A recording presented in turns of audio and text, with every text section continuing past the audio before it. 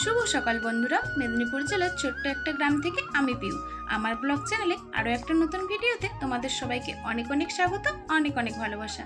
কেমন আছো তোমরা সবাই? আশা করছি তোমরা সকলেই খুব খুব খুব ভালো আছো, আর তোমাদের ভালোবাসায় আমরাও মোটামুটি ভালোই আছি।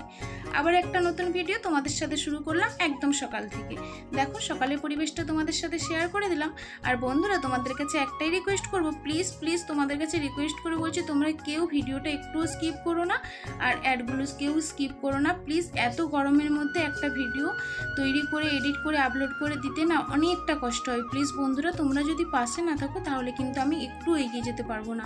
তোমাদের সাপোর্ট আর ভালোবাসায় যতটা এসেছি শুধুমাত্র তোমাদের সাপোর্ট আর ভালোবাসায়, আর আরও সামনের পথগুলো এগিয়ে যেতে পারবো তোমরা আরও বেশি বেশি করে সাপোর্ট করলে আর ভালোবাসা দিলে, নয়তো কোনো মতে এগিয়ে যেতে পারবো না। প্লিজ বন্ধুরা তোমাদের কাছে রিকোয়েস্ট করে বলছি, আমি একদম গ্রামের সাধারণ মধ্যবিত্ত বাড়ির বউ, চেষ্টা করছি নিজের পায়ে নিজে দাঁড়ানোর। প্লিজ তোমরা সবাই পাশে থেকো। কেউ কখনো একা একা কিছু করতে পারে না, সবার সফলতার পিছনে কারো না কারো হাত থাকে। তোমাদের ভালোবাসার সাপোর্টে আমি আশা করছি সামনের পথগুলো এগিয়ে যাব। তোমরা প্লিজ পুরো ভিডিওটার সঙ্গে থাকো, আর কোথাও যদি ভিডিওটার কোনো অংশ তোমাদের একটু ভালো লেগে থাকে তাহলে প্লিজ একটা লাইক করে দিও, একটা লাইক করে আমার পাশে থেকো। আর যদি কেউ নতুন বন্ধু এসে থাকো এই ভিডিওটাতে, প্লিজ আমার চ্যানেলটাকে সাবস্ক্রাইব করে আমার এই ছোট্ট পরিবারের এক নতুন সদস্য হয়ে আমার পাশে থেকে যেও। আর যারা ফেসবুক পেজ থেকে দেখছো তারা পেজটাকে ফলো করে আমার পাশে থেকো। তোমাদের সবাইকে অনেক অনেক ভালোবাসা, অনেক অনেক স্বাগত। তোমরা প্লিজ এইভাবে আমার পাশে থেকো। তো দেখো বন্ধুরা তোমাদের সাথে গল্প করতে করতে আর সকালে ঝাঁটপাট দেওয়া বাসন ধোয়া হয়ে গিয়েছিল, সেটা তোমাদের সাথে আজকে আর শেয়ার করিনি। আমি এখন এসেছি দেখো সকালবেলা কতগুলো জামা কাপড় আছে কাচতে। কারণ কি বলো তো, এখন না এত প্রচণ্ড গরম পড়েছে, সব সময় সব কাজ করতে ইচ্ছে করে না। এমনিতেও তো কাজ করতে ইচ্ছে করে না, তবুও চেষ্টা করছি, মানে কাজগুলো তো করতেই হবে, যতটা যেটুকু না করলে নয় সেটুকুই করছি, জানো তো বন্ধুরা। তো আর এদিকে দেখো জামা কাপড়গুলো কাচতে কাচতে চলে এসেছে তোমাদের দাদাভাই মাঠে গরু দিতে গিয়েছিল। আমি জামা কাপড়গুলো কাচতে কাচতে ও চলে এসেছে। তো এই জন্য দেখো চা খেতে বসে গেছি। আমার কাজকর্মগুলো সারছিলাম আমি, ও আসেনি বলে চা খাইনি। তো ব্রাশ করে আর কাঁচা কচলাগুলো করছিলাম, আর এখনও জামা কাপড়গুলো কিন্তু মেলা হয়নি। এখন এবারে আগে চাটা খেয়ে নেবো, ও যেহেতু চলে এসেছে। আর কি বলো তো, আমি তো সবসময় বলেছি ওর কাজ সারা হয়ে গেলেই ওকে চা চাই। তো আমিও চেষ্টা করি ও যতক্ষণ কাজ করে তার মধ্যেই কতগুলো কাজ গোছ করে নেওয়ার, তারপর কিন্তু ওর সঙ্গে একসঙ্গে চাটা খেয়ে নিই। তো দেখো এদিকে কিন্তু আমরা দুজনের চা খাওয়া হয়ে গেল একসঙ্গে, যেহেতু দুটো মানুষই চা খাবো যার জন্য একসঙ্গে খেয়ে নিলাম। দুজনের চা খাওয়া হয়ে গেল। এখন আমি চলে এসেছি জামা কাপড়গুলো মেলতে। জামা কাপড়গুলো মেলে দিয়ে চলে যাব স্নান করতে। কি বলো তো বন্ধুরা, আবারও বলছি, এত প্রচণ্ড রোদ গরম পড়েছে, ভিডিও এডিট করতে ভিডিও করতে কোনো কিছু এমনি সংসারে কাজকর্ম করতে ইচ্ছে করছে না, তারপর আবার ভিডিওর কাজ। আর একটু কাজ করতে গেলে একদম ঘেমে নিয়ে একাকার হয়ে যাচ্ছি, জানো। সবারই এই সমস্যাটা হচ্ছে, সবাই বুঝতেই পারছে, সবার সেম কষ্ট। এক ফোঁটা বৃষ্টি নেই, কোনো কিছু না, এত প্রচণ্ড রোদ গরম, মানে সব কিছু একসঙ্গে। কি বলো তো, আর অনেক মানুষ অসুস্থ হচ্ছে। আর হবারই কথা বলো, এত প্রচণ্ড রোদ গরম মানুষ সহ্য করতে পারে? মানে অসুবিধা তো হবেই, তাই না? তো চলো তোমাদের সাথে গল্প করতে করতে আমার জামা কাপড়গুলো সব মেলা হয়ে গেল। এবার আমি স্নানে যাব।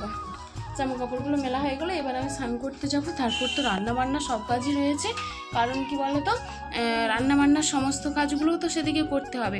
আর ওদিকে দেখো যত প্রচণ্ড রোদ গরমে লাগুক না কেন, আর বাড়ির কাজ তো আমাদেরকে করতেই হবে, ছুটি তো নেই, যেগুলো করার সেগুলো তো করতেই হবে। আর এদিকে কি দেখো, আমি জামা কাপড় মিলে আসতে আসতেই দেখি যে তোমাদের দাদাভাই এসে স্নান করতে ঢুকে গেছে। ও চা খেয়ে স্নান করতে চলে গেছে।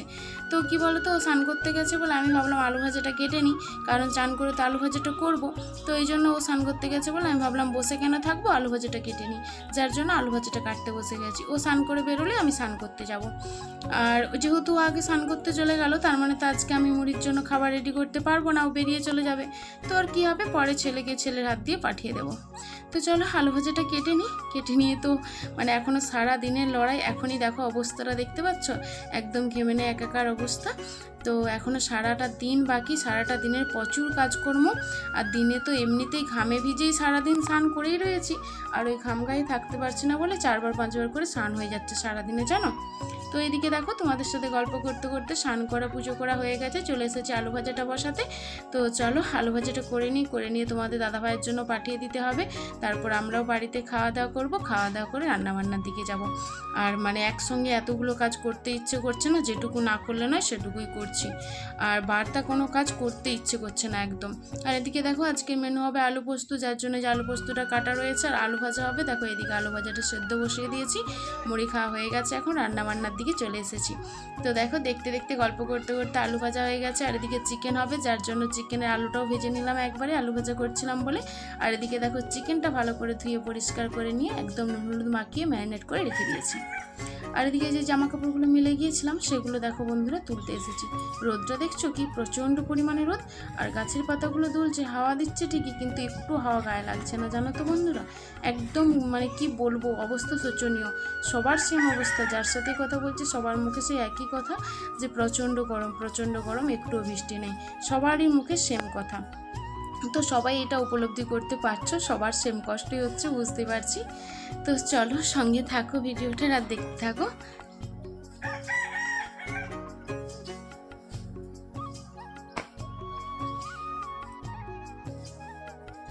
এদিকে দেখো বন্ধুরা চিকেন রান্নাটা এখন বসিয়ে দিয়েছি, চিকেনটা কষাচ্ছি, দেখতেই পাচ্ছ।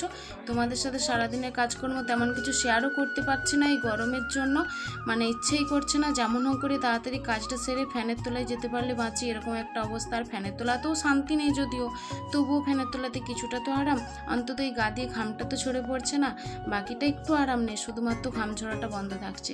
তো দেখো এদিকে চিকেনটা কষানো হয়ে গেছে, এখন আমি কষাটা একটু তুলে রাখছি, কারণ আমার ছেলে আমি যে কষাটাই খাই, এমনিতে ঝোলটা অতটা পছন্দ করি না। তো আমি তো ঝোল খাইই না, কষাটাই খাই, আর ছেলে যদিও ঝোল খাই আর কষাটাও পছন্দ করে।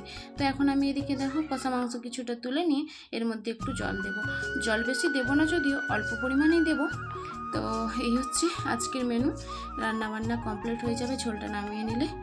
আর সেই দুপুরে পর থেকে আর তোমাদের কাছে আসা হয়নি, এত গরমের জন্য আর কোনো কিছু শেয়ার করা হয়নি, যেমন হোক করে বাড়ির কাজগুলো করা হচ্ছে। আর এখন হচ্ছে দেখো বিকেলবেলা, বিকেলের ওয়েদারটা তোমাদের সাথে একটু শেয়ার করে দিলাম। যদিও অল্প পরিমাণে মেঘ ধরেছে, কিন্তু বৃষ্টি আসার কোনো নামচর্চাই নেই।